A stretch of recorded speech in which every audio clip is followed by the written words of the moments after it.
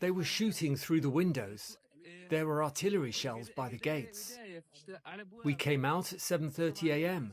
and did not know what to do or where to go. They asked us to leave Kamal Adwan and head to Fakura.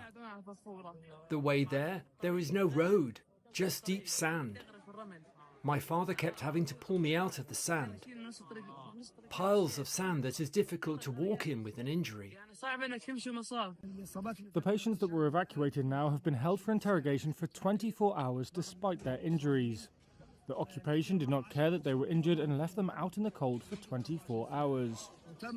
And they were left on the Nazle roundabout, and we as paramedics got to the closest point despite the dangers and evacuated a large number of patients.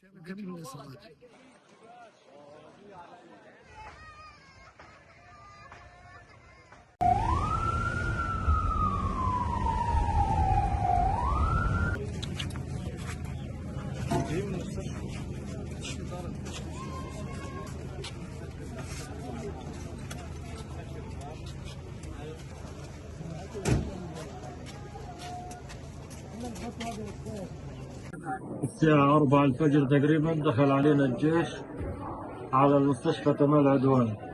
طلب من الجميع الطاقم الطبي والمرضى والمرافقين النزول على الساحة. بعد هيك خرج كل جريح ومريض وطاقم طبي لحال، وبعد للإسعافات تاخذنا وطلعنا على البوابة من برا.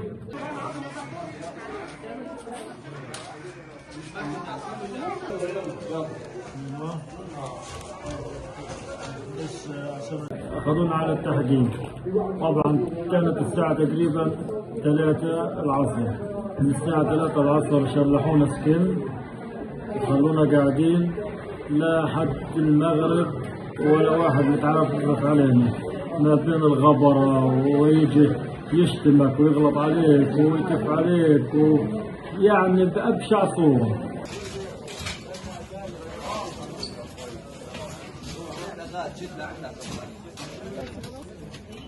بتصور